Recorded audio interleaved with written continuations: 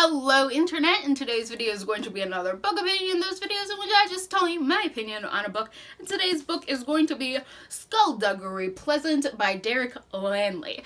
This is a book, funnily enough, that I picked up due to my love of fan fiction.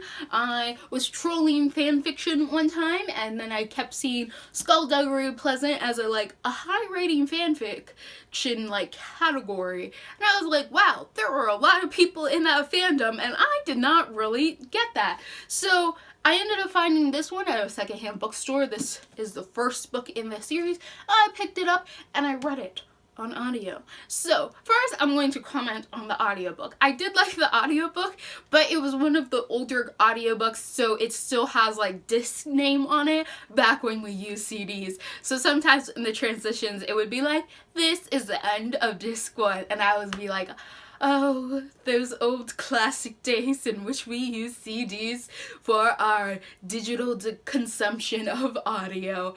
And then they had this little music that would play in between chapters or little segments, and it'd go at the end. It was really jazzy, and then there'd be someone going and I thought it was hilarious. I found it sort of campy and cheesy, but I loved it because of that. So I'm just gonna suggest the audiobook because I had a good time when it would play that little jazzy music in between, and then it would end with and I was just like, it killed me, and that's the sort of humor I have. So let's get into this book. So Skullduggery Pleasant follows a young girl named Stephanie. Now Stephanie's uncle has died, and she has come into an inheritance from him because he has left all his stuff to her. She ends up meeting one of her uncle's associates, a man called Skullduggery Pleasant. She finds out that Skullduggery is actually a wizard, and he is also a skeleton.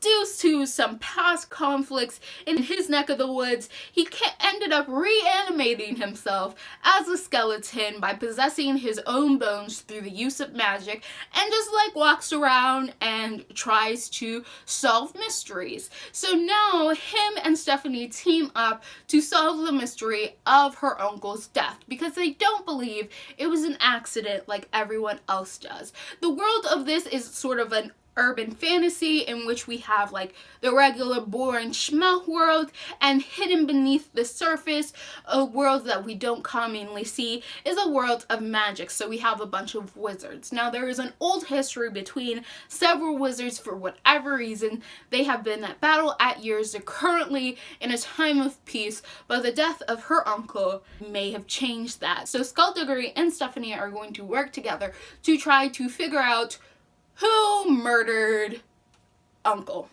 So I liked this. It had some very British humor going on with Skullduggery, and I absolutely loved it. I loved how Skullduggery probably isn't the best person to watch your 12-year-old kid, but Stephanie isn't your average 12-year-old kid, so she's pretty chill about all of this stuff. I liked how the magic system sort of worked with this concept of names and the importance of names, the name that you're given, the name that you choose, and then this secret name that everybody has. I like that we kind of get to see this history between the wizards and their tension and their magic and why they have it.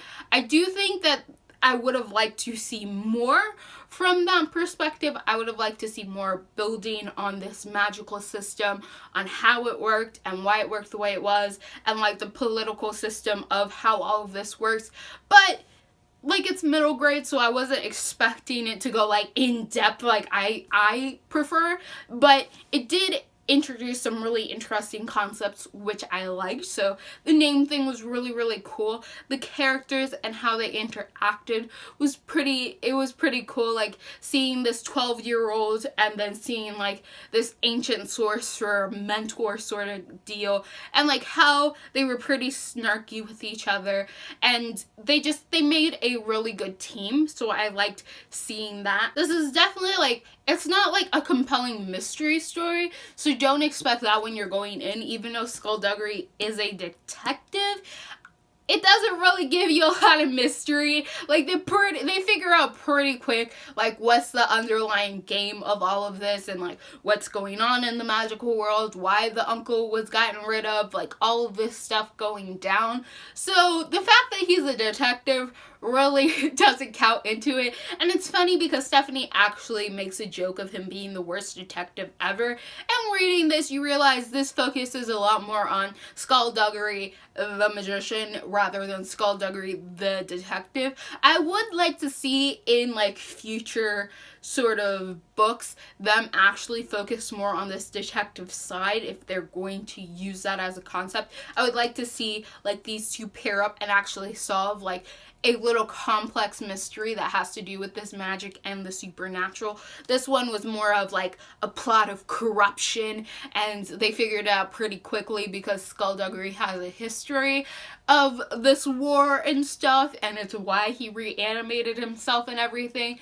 So that was my one weak spot with this book, was that this sort of idea of these two pairing up and solving mysteries doesn't really happen, as it's more of a race against time because somebody is very corrupt and like just things sort of happen. I do like the magic. I do like the character interactions. I would have liked to see more on the detective, the mystery side, maybe a little more with the magic and world building. But given that this was just an introduction book, given that like Stephanie didn't know that much about magic and she's just starting to learn, I would expect more from the later books. But I think this is a pretty good introduction, and I can definitely see why so many people have a great love for Skullduggery Pleasant, and the fandom creates a lot of fan fiction about it because it's just such an intriguing world, and it's such an intriguing concept to see like this old wizard who was like not dead yet and then just came back as a skeleton and is just like walking around doing things, and he just has a very interesting personality because like I said, he is partnered with a 12-year-old girl, and like he's just like, ah, whatever, half of the time. He's like, you're gonna get into danger. And she's like, well, I could die on the street any day. And he's like, yeah, you're right. Okay, let's go in there. I guess it'll be fine. Like, I like their interactions and how their teamwork work together in this sort of buddy cop friendship sort of way, but also like a mentor elder with a younger apprentice sort of relationship. So I'd like to see more of their relationship. I'd like to see more building of this world, and maybe a little more history, because Skullduggery seems to have a tight clasp on his past in some aspects that I would be like, I want to pry that open and just see what's going on. What's going on over there. I would like to see like more investment in a sort of mystery aspect if it's going to continue on that line, or just more on the magical world. So either or, whether or not this series focuses more on this magical system, I'd really appreciate it, or whether or not it diverges more onto this detective of the supernatural world and the magical world,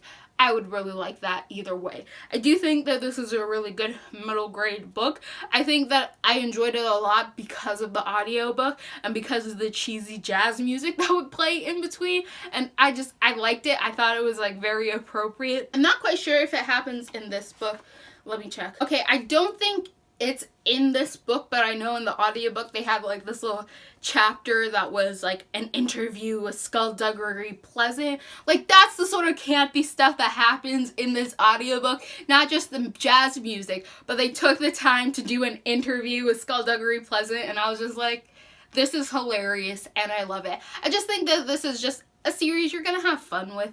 Like, there's nothing much to it. You're just gonna have fun, and it's just gonna be like, it's a good time sort of book, and I liked it. If you like what you're seeing here and you want to continue to see more, click all those bunnies down below, and goodbye, internet.